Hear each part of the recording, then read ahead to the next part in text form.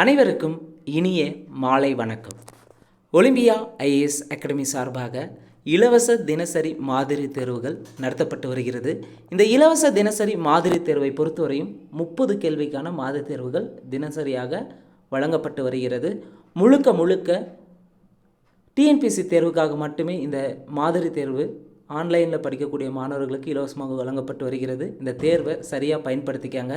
நிச்சயமாக நம்முடைய இலவச மாதிரி தேர்வை பொறுத்தவரையும் ப்ரீவியஸ் கொஸ்டின்ஸ் டிஎன்பிஎஸ்சி தேர்வாணையம் ஏற்கனவே நடத்தி முடித்துள்ள recent question paper and last 5 years question பேப்பரை நம்ம பார்த்திங்கன்னா டெய்லி டெஸ்ட்டில் பார்க்க இருக்கிறோங்க. அதனால் வீடியோஸை முழுமையாக பாருங்கள். நம்ம சேனலை முதல் முறையாக பார்க்குறவங்க மறக்காமல் சப்ஸ்கிரைப் பண்ணிட்டு பெல் சிம்பில் கிளிக் பண்ணிடுங்க. நீங்கள் பெல் சிம்பில் கிளிக் பண்ணால் தான் நாங்கள் தொடர்ந்து அப்லோட் பண்ணுற வீடியோஸ் உங்களுக்கு நோட்டிஃபிகேஷனாக வரும். நிச்சயமாக 2025 உங்களுடைய அரசு பணியை நனவாக்குவதில் ஒலிம்பியா ஐஏஎஸ் அகாடமி எப்போதும் உங்களோட துணையாக இருக்கும். இந்த வீடியோக்கான பிடிஎஃப் லிங்க் டிஸ்கிரிப்ஷனில் தரப்பட்டுள்ளது. அதேபோல் ஒலிம்பியா ஐஏஎஸ் அகாடமி டெலகிராம் சேனலுக்கான லிங்க்கும் டிஸ்கிரிப்ஷனில் தரப்பட்டுள்ளது. டிஎன்பிஎஸ்சி ரிலேட்டடாக அண்ட் போட்டித் தேர்வு ரிலேட்டடான மோர் அப்டேட்ஸ்க்கு நம்ம சேனலை சப்ஸ்கிரைப் பண்ணிக்கோங்க. இந்த வீடியோவை பொறுத்தவரையும் ஜென்ரல் ஸ்டடீஸ்லேருந்து ஏற்கனவே கேட்கப்பட்ட 30 கேள்விக்கான விடைக்குறிப்புகளை முழு விளக்கத்தோடு பார்க்கலாங்க. முதல் கேள்வி, மனித வளர்ச்சி குறியீடு எதனால் முக்கியமானதுன்னு கேட்டிருக்காங்க. ஃபர்ஸ்ட் கொஸ்டின் எக்கனாமிக் ரிலேட்டடான கொஸ்டின் தான் கேட்டிருக்காங்க. மனித வளர்ச்சி குறியீடு ஹியூமன் டெவலப்மெண்ட் இண்டெக்ஸ் 11th எக்கனாமிக்கில் தெளிவாக தந்திருப்பாங்க மனித வளர்ச்சி குறியீடை பற்றி. அதிலிருந்து ஒரு கேள்வி கேட்டிருக்காங்க. மனித வளர்ச்சி குறியீடு எதனால் முக்கியமானதுன்னா ஆயுட்காலம், கல்வி, தனிநபர் வருமானம் இந்த ஹியூமன் டெவலப்மெண்ட் இண்டெக்ஸில் அடங்கியிருக்கும். கேள்வி 2, சரியான விடையை தேர்வு செய்யவும். பெண்களுக்கான தேசிய ஆணையம் என்பது ஒரு சட்டப்பூர்வ அமைப்பாகும். 2, இந்த அமைப்பு 1992 நிறுவப்பட்டது. இந்த ஆணையம் ராஷ்டிரா மகிழா எனும் மாத செய்தி மடலை வெளியிடுகிறது. இங்கே கேள்வி என்னென்னா, தேசிய பெண்களுக்கான ஆணையத்தை பற்றி கேட்டிருக்காங்க. இது ஒரு சட்டப்பூர்வ ஆணையம் என்பது சரி. இது 1992 நிறுவப்பட்டது சரி. இந்த ஆணையம் ராஷ்டிரிய மகிழா என மாத செய்தித்தாளை வெளியிடுகிறது சரி. இரண்டாவது கேள்விக்கு 1, 2, 3 சரி. கேள்வி 3, தமிழ்நாடு அட்மினிஸ்ட்ரேஷன் ரிலேட்டடான ஒரு கொஸ்டின். தமிழ்நாட்டில் மின் ஆளுமை திட்டம் அறிமுகப்படுத்தப்பட்ட ஆண்டு எப்பொழுது? தமிழ்நாட்டில் மின் ஆளுமை திட்டம் மே 2006 அறிமுகப்படுத்தப்பட்டது. அடுத்த ஒரு கொஸ்டின் எக்கனாமிக் ரிலேட்டடான கொஸ்டின் தான். இந்தியாவின் மொத்த உள்நாட்டு உற்பத்தியில் பங்களிக்கும் 2வது பெரிய மாநிலம். இந்தியாவினுடைய மொத்த உள்நாட்டு உற்பத்தியில் 2வது பெரிய மாநிலமாக இருப்பது தமிழ்நாடு. கேள்வி 5, மெட்ராஸ் மாநிலம் எந்த ஆண்டு தமிழ்நாடு என்று பெயரிடப்பட்டது? மெட்ராஸ் ஸ்டேட்டை தமிழ்நாடுன்னு பெயர் மாற்றப்பட்ட ஆண்டு 1969. அதே மெட்ராஸை சென்னை என்று பெயர் மாற்றம் செய்யப்பட்டது 1996. கேள்வி 6, கீழ்கண்ட எந்த தனிமம் பிரியான் சேர்மம் தயாரிக்க பயன்படுகிறது? கீழ்கண்ட எந்த தனிமம் பிரியான் சேர்மம் தயாரிக்க பயன்படுதுன்னா கார்பன் சேர்மம். கேள்வி 7, குன்றல் பகுப்பின் எந்த நிலையில் குறுக்கெதிர் மாற்றம் நிகழ்கிறது? குன்றல் பகுப்பின் எந்த நிலையில் குறுக்கெதிர் மாற்றம் நிகழுதுன்னா பாக்கெட்டின் நிலையில். கேள்வி 8, தினங்கள் தொடர்பான கேள்வி தான் கேட்டிருக்காங்க. கீழ்கண்டவற்றுள் தவறான பொருத்தத்தை கண்டறியன்னு கேட்டிருக்காங்க. உலக ரேபிஸ் தினம் செப்டம்பர் 27, உலக சுற்றுலா தினம் செப்டம்பர் 28, சர்வதேச அமைதி தினம் செப்டம்பர் 21, உலக ஆசிரியர் தினம் அக்டோபர் 5. கேள்வி என்ன? தவறான பொருத்தம்னு கேட்டிருக்காங்க. இங்கே தவறானது 1 மற்றும் 2 தவறாக இருக்குது. அதாவது உலக ரேபிஸ் தினம் செப்டம்பர் 28, உலக சுற்றுலா தினம் செப்டம்பர் 27, 1, 2 மாறி இருக்குது. அதே சர்வதேச அமைதி தினம் செப்டம்பர் 21, உலக ஆசிரியர் தினம் அக்டோபர் 5. உலக ரேபிஸ் தினம் செப்டம்பர் 28, உலக சுற்றுலா தினம் செப்டம்பர் 27, சர்வதேச அமைதி தினம் செப்டம்பர் 21, உலக ஆசிரியர் தினம் அக்டோபர் 5. கேள்வி தவறான பொருத்தை கண்டறிக. 1, 2 தவறாக உள்ளது. கேள்வி 9, பாகிஸ்தான் என்ற சொல்லை உருவாக்கியவர் யார்? பாகிஸ்தான் என்ற சொல்லை உருவாக்குனது ரஹ்மத் அலி. கேள்வி 10, காரணமும் கூற்று காரணத்தில் கேள்வி கேட்டிருக்காங்க. இந்தியன் நேஷனல் மூமெண்ட்டில் இருந்து வெள்ளையனே வெளியேறு இயக்கம் ஆகஸ்ட் புரட்சி என்றும் அழைக்கப்பட்டது. வெள்ளையனே வெளியேறு இயக்கத்தை ஆகஸ்ட் புரட்சின்னு அழைச்சாங்க சரி. இது அகில இந்திய காங்கிரஸ் குழு ஆகஸ்ட் 8 பம்பாயில் கூடிய கூட்டத்தில் வெள்ளையனே வெளியேறு தீர்மானம் நிறைவேற்றப்பட்டது. சரி, இப்போ இங்கே கூற்று மற்றும் காரணம் சரி, மேலும் கூற்றுக்கான காரணம் சரியான விளக்கமாகும். கேள்வி 11. கீழ்கண்ட நிகழ்வுகளை கால வரிசைப்படுத்துக. 1. வேதாரண்யம் சத்தியாகிரகம், வைக்கம் சத்தியாகிரகம், இந்தி எதிர்ப்பு போராட்டம், காமராஜர் திட்டம். ஸோ வேதாரண்யம் சத்தியாகிரகம் நடந்ததுனாவே 1930 வரும். வைக்கம் சத்தியாகிரகம் பெரியார் மேற்கொண்டது 1924. இந்தி எதிர்ப்பு போராட்டம் 1937 நடந்திருக்கும். அதே போல் 1965 நடந்திருக்கும். முதல் முறையாக நடந்தது 1937. காமராஜர் திட்டம் எப்போ நடந்ததுன்னா 1963. ஸோ இங்கே காலவரிசைப்படி சரியானது 2, 1, 3, 4. வைக்கம் சத்தியாகிரகம் 24, வேதாரண்யம் யாத்திரை 30, இந்திய எதிர்ப்பு போராட்டம் 37, காமராஜர் திட்டம் 1963. கேள்வி 12. நானா சாஹிப் என்று பிரபலமாக அழைக்கப்பட்ட கோவிந்த தொண்டபந்த் சம்பவத்தின் முன்னணி தலைவர்கள் ஒருவர் ஆவார். எந்த முன்னணி தலைவர்களில் ஒருவர்னு கேட்டிருப்பாங்க. பந்தல்ல எந்த முன்னணி? கோவிந்த தோண்டு. எந்த சம்பவத்தின் முன்னணி தலைவர்கள் ஒருவர்? யார்? நானா சாஹிப் என்ற பிரபலமாக அழைக்கப்பட்ட கோவிந்த பந்த் எந்த சம்பவத்தின் முன்னணி தலைவர்கள் ஒருவர்னா 1857 ஆண்டு ஏற்பட்ட பெரும்புரட்சி, பெரும் கழகத்தின் விளைவாக ஏற்பட்ட முன்னணி தலைவர் ஒருவர் ஆவார். கேள்வி 13. இதழ்கள் அதனுடைய ஆசிரியர் கேட்டிருக்காங்க. குறிப்பாக இங்கே அஜித் சிங்குடைய எந்த இதழ் நடந்த இதழ் ஆசிரியர் இருந்திருப்பார்னா பாரத மாதா. சிராஜ் உத்தீன் அகமது பார்த்தீங்கன்னா ஜமீன்தார் என்ற பத்திரிகையின் ஆசிரியர் இருந்திருப்பார். பிரமோ பந்தியா பார்த்தீங்கன்னா சந்தியா என்ற இதழின் ஆசிரியர். அரவிந்த் கோஷ் வந்தே மாதர் இதழின் ஆசிரியர். அஜித் சிங் பாரத மாதா, சிராஜ் உத்தீன் அகமது ஜமீன்தார், பிரமோ பந்தியா சந்தியா, அரவிந்த் கோஷ் வந்தே மாதரம். சரியான ஆப்ஷன் ஏ. 4, 1, 2, 3. கேள்வி 14. பொறுத்துக. தூய்மை இந்தியா இயக்கம், ஸ்வச் பாரத் இயக்கம் எப்போ தொடங்கினாங்கன்னா அக்டோபர் 2, 2014. ஸ்வச் பாரத் இயக்கம் மத்திய அரசுடைய இயக்கங்களில் திட்டங்கள்லேருந்து கேட்டிருக்காங்க. தொடங்கப்பட்டது தூய்மை இந்தியா ஸ்வச் பாரத் இயக்கம் அக்டோபர் 2, 2014.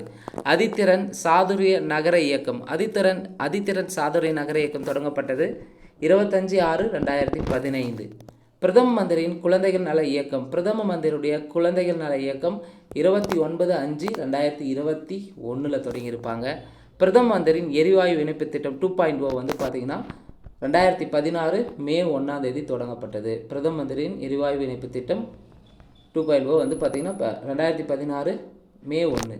சரியானோடைய option A. கேள்வி 15. பாராளுமன்றத்தில் தகவல் அறியும் உரிமை சட்டம் இயற்றப்பட்ட ஆண்டு. தகவல் அறியும் உரிமை சட்டம்னாவே அக்டோபர் 12, 2005. கேள்வி 16. நீதிபதிகளின் ஒழுக்க நெறிகளை விதிப்பதற்கு தேசிய நீதி குழுவிற்கு அதிகாரம் அளிக்கப்பட வேண்டும் என்று பின்வருவனற்றுள் எது பரிந்துரை செய்தது? நீதிபதிகளின் ஒழுக்க நெறிகளை விதிப்பதற்கு தேசிய நீதி குழுவிற்கு அதிகாரம் அளிக்கப்பட வேண்டும் என்று பரிந்துரைத்த குழு 2வது நிர்வாக சீர்திருத்த ஆணையம். 2வது நிர்வாக சீர்திருத்த ஆணையம். முதல் நிர்வாக சீர்திருத்த ஆணையம் மொரார்ஜி தேசாய் தலைமையிலும், 2வது நிர்வாக சீர்திருத்த ஆணையம் வீரப்ப மொய்லி தலைமையிலும் அமைக்கப்பட்டிருக்கும். கேள்வி 17. முதன்முறையாக உள்ளாட்சி அமைப்புகளுக்கு அரசியலமைப்பு அங்கீகாரம் கொடுக்கப்பட வேண்டும் என வலியுறுத்திய குழு. முதலாக உள்ளாட்சி அமைப்புகளுக்கு அரசியலமைப்பு அங்கீகாரம் கொடுக்கணும்னு சொன்ன குழு LM சிங்வி குழு. கேள்வி 18. தர்மட் என்ற போர் ராஜா ஜஸ்வந்த் சிங் மற்றும் அவுரங்கசீப் இருவருக்கும் இடையில் நடைபெற்ற ஆண்டு. தர்மட் என்ற போர் பார்த்தீங்கன்னா ராஜா ஜஸ்வந்துக்கும் அவுரங்கசீப்புக்கும் 1658 ஆண்டு நடைபெற்றது 1658. கேள்வி 19. தலைக்கோட்டை போரின் முடிவில் எந்த ஆட்சி முடிவுக்கு வந்தது? தலைக்கோட்டை போரின் முடிவில் விஜயநகர பேரரசு முடிவுக்கு வந்திருக்கும். கேள்வி 20. இந்தியா என்பதை கலாச்சாரம், மதம், பழக்க வழக்கங்கள், வழிபாட்டு முறைகள் கொண்ட அருங்காட்சியகம் என விளக்கலாம் என்று கூறியவர். இந்தியா என்பதை கலாச்சாரம், மதம், பழக்க வழக்கங்கள், வழிபாட்டு முறைகள் கொண்ட அருங்காட்சியகம் என விளக்கலாம் என்று கூறியவர் RK முகர்ஜி. கேள்வி 21. வாரிசுரிமை போரில் முகமது கவானுக்கு உதவி செய்தவர் யார்? வாரிசுரிமை போரில் முகமது கவானுக்கு உதவி செய்தவர் புருஷோத்தம் கஜபதி. கேள்வி 22. கீழ்கண்டவைகளை கால வரிசைப்படுத்துகன்னு கேட்டிருக்காங்க. போக்ரா போர், சௌசா போர், கான்வா போர், முதலாம் பானிபட் போர். ஸோ இந்த போர்களின் வரிசை ரிப்பீட்டடான ஒரு கேள்வியும் கூட. முதலாம் பானிபட் போர் 1526, கான்வா போர் 1527, சௌசா போர் அண்ட் கோக்ரா போர் 1529. சௌசா போர் பார்த்தீங்கன்னா 1539 வரும். சௌசா போர் 1539, கோக்ரா போர் 1529, கான்வா போர் 1527, முதலாம் பானிபட் போர் 1526. ஸோ சௌசா போர் 1530 கிடையாது, 39 கிடையாது, 1539. சௌசா போர் 1539. அப்போ இங்கே கால வரிசைப்படி அமைந்துள்ளது 4, 3, 1, 2.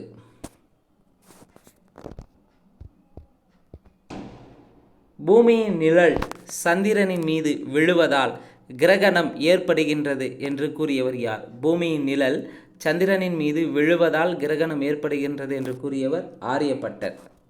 கேள்வி 24. கல் கோட்டை இடிபாடுகளுடன் கண்டுபிடிக்கப்பட்ட சிந்து சமவெளி நாகரிக நகரம் எது? கல்கோட்டை இடிபாடுகளுடன் கண்டுபிடிக்கப்பட்ட சிந்து சமவெளி நாகரிக நகரம் எதுனா சுர்கோட்டா. கேள்வி 25. அனைத்து கிராம அண்ணா மறுமலர்ச்சி திட்டம் எப்போது தொடங்கப்பட்டது? தமிழ்நாடு அட்மினிஸ்ட்ரேஷன் ரிலேட்டடான கொஸ்டின்.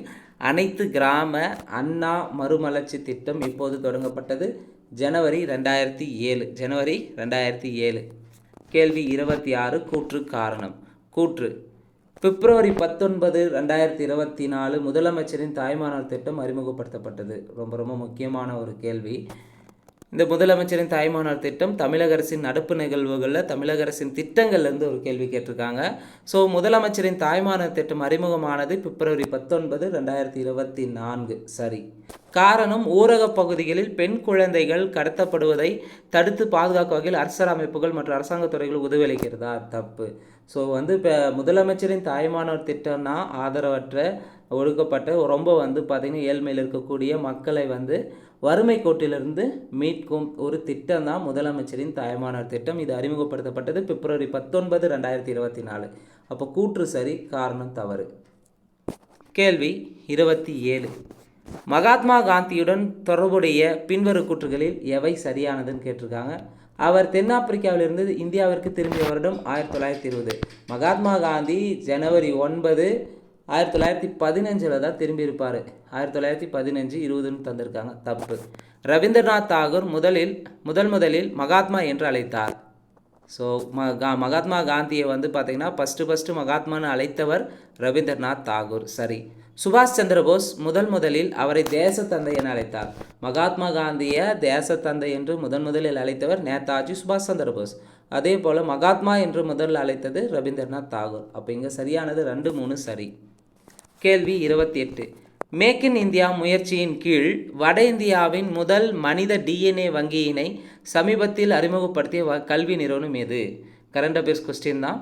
மேக் இன் இந்தியா திட்டத்தின் கீழே வட இந்தியாவின் முதல் மனித DNA வங்கியினை சமீபத்தில் அறிமுகப்படுத்திய கல்வி நிறுவனம் பனாரஸ் இந்து பல்கலைக்கழகம், வாரணாசி. கேள்வி 29.